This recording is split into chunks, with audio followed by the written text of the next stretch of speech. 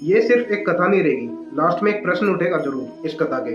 Shri Bhagmati by का चरित्र आता है। एक श्री भागमती नाम की रानी हुई है। उनको बचपन से ही ना संतों का संग मिला है। वो राजघराने से थी तो राजा के दरबार में संत आते थे, तो उनका दर्शन, उनका संभाषण, उनकी भगवत चर्चा, उनका जूठन, सब कुछ भागमती बाई को मिलता है।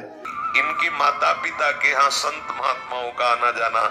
तो भागमती बाई का एक बार विवाह हो जाता है। विवाह होता है तो ऐसे राजा के साथ होता है जो कि एकदम विषय थे, एकदम भगवान को, ईश्वर में विश्वास जो नहीं करते, ऐसे राजा के, ऐसे घोर राजा के साथ उनका विवाह हुआ।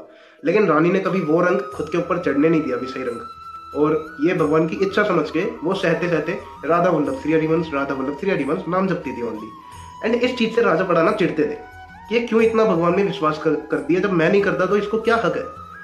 तो इस चीज पे वो एक बार गुस्से में आके कोड़े चाबुक होते ना, 3 घंटे तक लगातार रानी पे चाबुक बरसाए उन्होंने। राजा विरुद्ध भाव से युक्त होकर भागमती बाई को और भी कष्ट दिए, लेकिन रानी ना सहती रही। रानी ने कुछ नहीं बोला। रानी ने ओनली बोला तो सिर्फ एक वर्ड, राधा वल्लभ श्री हरिवंश, और कुछ उनका फेस पे भी रिएक्शन नहीं था, कुछ ना गुस्सा ना प्रतिशोध, कुछ नहीं दिख रहा था। तो राजा को और गुस्सा आ गया कि रिएक्शन कुछ नहीं है, मैं चाबुक बरसा रहा हूँ। तो राजा ने पूरी हदें पार कर दी। राजा ने क्या किया, एक और रानी को लेके आया, छोटी रानी को, और बड़ी रानी मतलब जो ये रानी थी भागमती बाई, इनको नीचे लिटाया और इनके ऊपर खाट बांध दी, और उन रानी के साथ ठिठोलिया करने लगा राजा। ऊपर उनको सैया बना दिया, बिछौना बिछा के छोटी रानी के सहित ऊपर बैठा हुआ।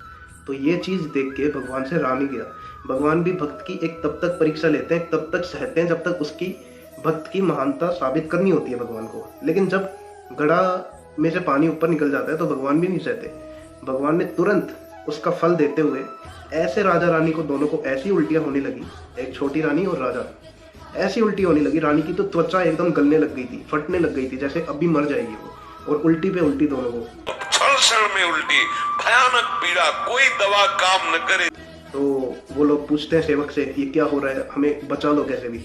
लेकिन किसी वैद्य के पास इलाज नहीं था। तो अंत में एक भक्त ने सलाह दी कि आपको भक्त अपराध लगा है, और भक्त अपराध ना एक चीज से ही पूरा हो सकता है, भगवान भी चाहे तो भक्त अपराध दूर नहीं कर सकते। तो फिर वही भक्त बचा ले तो बचा ले, दूसरा कोई सृष्टि में नहीं है। तो लास्ट में ना वो दोनों आ जाते हैं रानी के चरणों में और माफी मांगने लगते हैं। लेकिन रानी का रिएक्शन भी कुछ देखने लायक था, अविश्वसनीय था।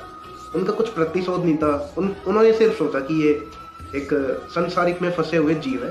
तो रानी ने सिर्फ एक शर्त पे माफ करने को कहा कि आप वृंदावन चलोगे और दीक्षा लोगे। लास्ट में इस चीज से एक प्रश्न जरूर खड़ा होता है। प्रश्न ये है कि भक्ति की असली परीक्षा अनुकूल व्यवस्था में होती है या प्रतिकूल व्यवस्था में होती है।